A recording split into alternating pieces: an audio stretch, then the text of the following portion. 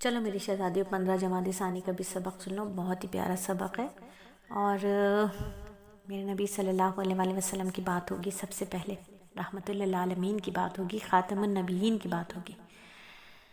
اللہ کے نبی نے ارشاد فرمایا کہ جو شخص وضو کرے اور اچھی طرح وضو کرے اور ثواب سمجھ کر مسلمان بھائی کی عیادت کرے تو جہنم سے اتنا دور کر دیا جائے گا جتنی دور کوئی 60 سال چل کر پہنچے۔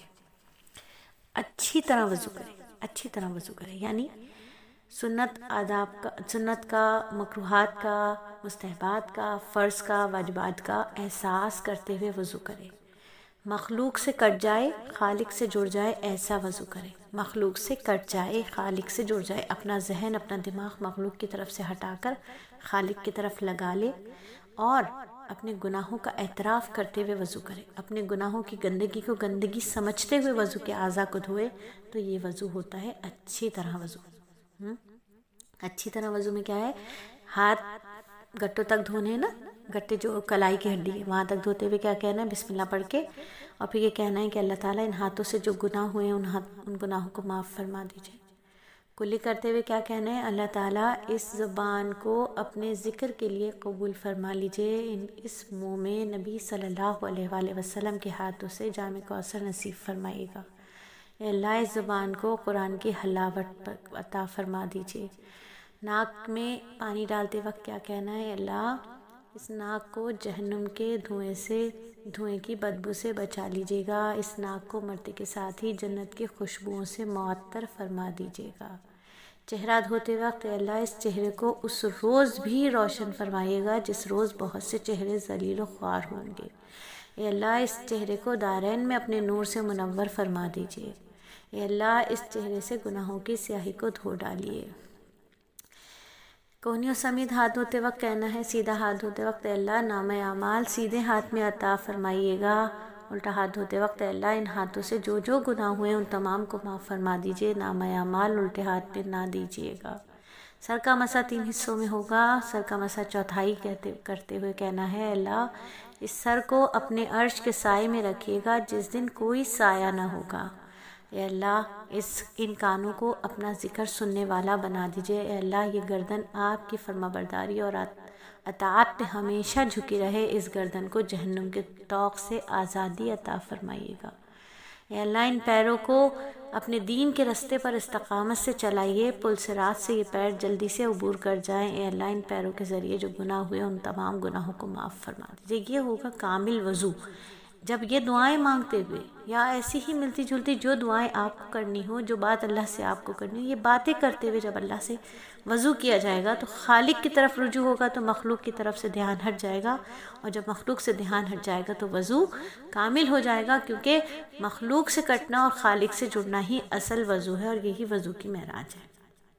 تو یہ بات اللہ رب العزت سے کرتے ہوئے ہمیں وضو کرنا ہے۔ تو آج 15 جمادی ثانی کا پہلا سبق یہ ہو گیا۔ تھوڑا سا سبق پھر ہم دوسری ریکارڈنگ میں سنیں گے۔ پیاری شہزادیاں، بڑا انتظار ہے تربیت زندگی کے لیکچرز کا۔ پہلے جمادی ثانی کا سبق تو پڑھ لیں، 15 جمادی ثانی کا نہیں پڑھا ہے نا؟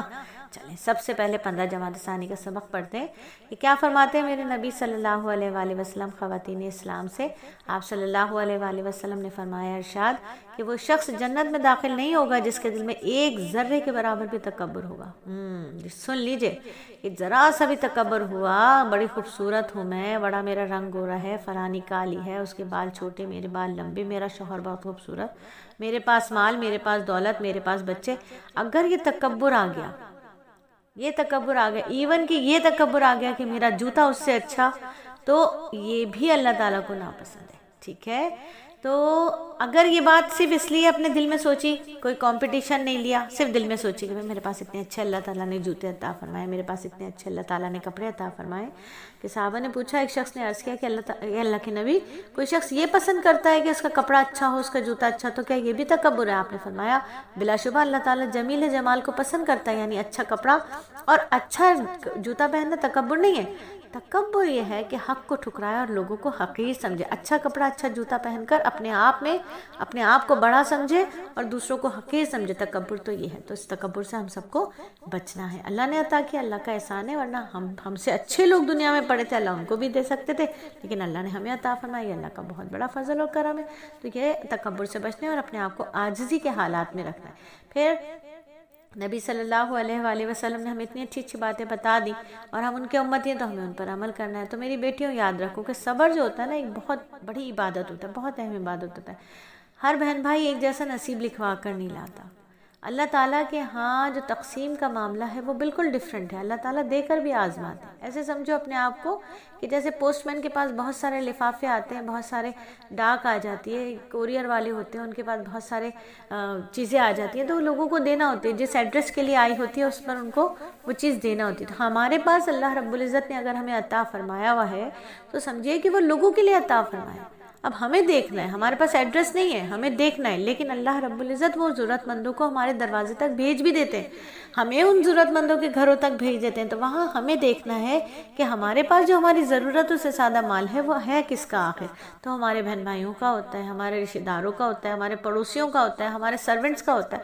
تو اس کو ان کو خوشی کے ساتھ وہ دینا چاہیے، کیونکہ ان کے نصیبوں سے ہمیں ملا ہوا ہوتا ہے، تو ان پر خرچ کرنا چاہیے. اور نہیں ہے ہمارے پاس تو ہمیں صبر کرنا چاہیے، کہ صبر بہت بہترین عبادت ہے جس سے انسان روحانی اعتبار سے ترقی کر کے کہیں سے کہیں پہنچ جاتا ہے. صبر کی عبادت کے لیے ضروری نہیں ہے کوئی بہت بڑا صدمہ ہو، کوئی بہت بڑا تکلیف آئے تبھی انسان صبر کرے، بلکہ روزمرہ کی زندگی میں چھوٹی چھوٹی باتیں ایسی ہوتی ہیں جو مزاج کے خلاف آتی ہیں، ان پر بھی ہمیں انا للہ پڑھنی چاہیے. جیسے مزاج کے خلاف لائٹ چلی جاتی ہے، گیس چلی جاتی ہے، مزاج کے خلاف ہے نا، تو انا للہ پڑھنے لینی چاہیے.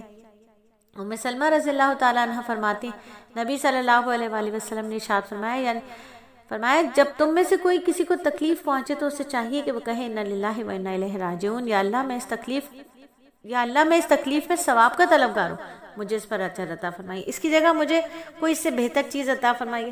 حدیث میں ہے کہ ایک مرتبہ نبی صلی اللہ علیہ وآلہ وسلم کے سامنے چراغ گل ہو گیا، آپ نے اس پر بھی انا للہ پڑھا. یعنی اتنی سی بات ہے کہ چراغ گل ہو گیا، آپ نے انا للہ پڑھا. تو ہمیں بھی پڑھنا چاہیے. روزمرہ اتنے چھوٹے چھوٹے ناخوشگوار واقعات پیش آتے ہیں، ہر مرتبہ صبر کی عبادت کا ثواب ملتا رہتا ہے. چلتے پھرتے پاؤں میں کانٹا لگ گیا، کسی چیز سے دامن الجھ گیا، پاؤں پھسل گیا، گھر میں بجلی چلی گئی، کوئی ناخوشگوار واقعے کی خبر سن لی، کوئی چیز گم ہو گئی، ہر موقع پر انا للہ پڑھ لی. تو دل میں اس بات کا اعتقاد جما لیں کہ ہر ناگوار واقعے کے پیچھے اللہ کی کوئی نہ کوئی حکمت ہے. اسی کا نام صبر ہے اور اس پر بے حساب اجر ملتا ہے. یہ بات بھی یاد رکھنے کی چاہیے کہ جس طرح صدمے کے موقع پر بے اختیار رو دینا صبر نہیں ہے، صبر کے خلاف نہیں ہے. ایک دم کوئی چیز تکلیف آ گئی، فرض کرنے چوٹ لگ گئی، اب انا للہ تو پڑھ رہے لیکن آنکھ سے آنسو بھی نکل آئے، رو دیے، تو یہ صبر کے خلاف نہیں ہے. بیماری آئی تو علاج کرنا صبر کے خلاف نہیں ہے. بیماری آئی تو یہ نہیں کہ بیمار ہو گئی پڑے رہے، علاج کروانا سنت ہے. بے روزگاری ہوئی تو روزگار کی تلاش میں نکلنا ہے، یہ صبر کے منافی نہیں ہے، بلکہ تمام کوششیں بھی کرتے رہنا چاہیے. تکلیف دور ہونے کی دعا بھی کرنی چاہیے. تکلیف کی شدت میں کرانا بھی صبر کے خلاف نہیں، ایک دم کراہ نکل جاتی ہے تو بھی صبر کے خلاف نہیں. تو شوہر کے مال میں بھی ایک تصرف ہوتا ہے. شادی شدہ بچیاں سن لیں سمجھ لیں، اکثر سوال کرتی رہتے ہیں باجی جان میاں جی پیسے نہیں دیتے، پاکٹ منی نہیں دیتے تو ان کی جیب سے پیسے لے لیتے ہیں، چوری تو نہیں ہے؟ اب سمجھ لو کہ کیا چوری ہے اور کیا نہیں. بعض عورتیں کیا ہیں، خاوند کے مال میں تصرف کرتے ہوئے سمجھتے ہیں کہ وہ اجازت دے دے گا، اور بعض دفعہ وہ خاموش بھی ہو جاتا ہے لیکن بعض مرتبہ خفا بھی ہو جاتا ہے. ٹھیک ہے، تو میاں بیوی میں پھر کیا ہوتا ہے، تو میں ہو جاتی ہے، لڑائی ہو جاتی ہے. ٹھیک ہے، ایک مرتبہ حضرت تھانوی رحمہ اللہ کے پاس نہ ایک خاتون آئی، انہوں نے آ کر کے بتایا کہ میرے جو مدرسے کے جلسے میں ایک حکم میں نے دیا تھا، خاوند نے بڑی سختی کی ہے مجھ پر، یعنی اجازت نہیں لی، اور انہوں نے کیا کیا کہ وہ بغیر اجازت وہ حکم لے کر آ گئی. تو عورتیں چندے کے بارے میں بہت سخی ہوتی ہیں، وہ دے دیتی ہیں، زیور تک کے نکال کر دے دیتی ہیں. تو یاد رکھیے کہ دینے میں مذائقہ نہیں ہے، مگر جو زیور شوہر نے محض پہننے کے لیے دیا ہو اس کو بغیر اجازت کے شوہر کی وہ دینا جائز نہیں. ٹھیک ہے، خاوند کا مال ہے، خاوند کا مال دیا جائے، اور خاص عورت کا مال ہو تب تو اجازت شوہر کی ضروری نہیں ہے. لیکن جو خاوند کی چیزیں ہوتی ہیں جو شوہر نے دی ہوئی ہیں اور شوہر کی اجازت اس میں لینا ہوگی. معمولی چیزوں کوئی ایسی کہ اس میں شوہر ناراض نہیں ہوں گے تو وہ دے سکتے ہیں، لیکن کوئی قیمتی چیز دے رہے ہیں تو پھر شوہر سے اجازت لینا ضروری ہے۔ تھوڑے بہت پیسے شوہر سے لے لیے کہ شوہر ناراض نہیں ہوتے ہیں تو بات سمجھ آ رہی ہے، لیکن اگر شوہر کی ناراضگی کا خطرہ ہے اور بہت زیادہ اماؤنٹ ان سے بغیر پوچھے لی جا رہی ہے تو یہ چیز صحیح نہیں ہے، اجازت لی جائے گی۔ تو پھر اور شوہر حضرات کو بھی چاہیے کہ بیگمات کا خیال رکھیں، ان کی دل آزاری نہ کریں، ان کا خیال رکھیں، کیونکہ جو رحم نہیں کھاتے تو اللہ بھی ان پر رحم نہیں کرتا۔ نبی صلی اللہ علیہ وآلہ وسلم نے فرمایا جو رحم نہیں کرتا اس پر رحم نہیں کیا جاتا، جو کسی کا قصور معاف کرے گا اللہ اس کا قصور معاف کرے گا۔ پھر فرمایا تم زمین والوں پر رحم کرو، آسمان والا تم پر رحم کرے گا، نرمی کرنے والے پر دوزخ کی آگ حرام ہے۔ ٹھیک ہے، تو شوہر حضرات کو بھی چاہیے کہ یہ جو خواتین ہیں گھر کے اندر ان پر رحم کھائیں۔ رحم کا مطلب یہ ہے پیار محبت کے ساتھ ان کے ساتھ رہیں، یہ بہت اچھی خواتین ہیں۔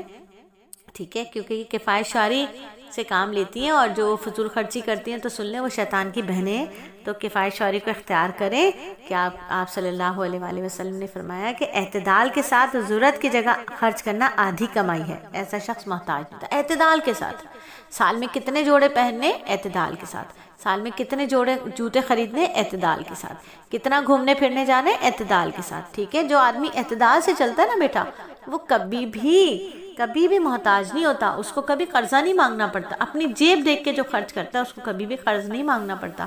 تو اعتدال کا راستہ سیکھیے، میانہ روی کا راستہ سیکھیے کہ میانہ روی آدھی معیشت ہے۔ ٹھیک ہے، یاد رہے گا سبق یا نہیں رہے گا؟ ورنہ پٹائی کروں۔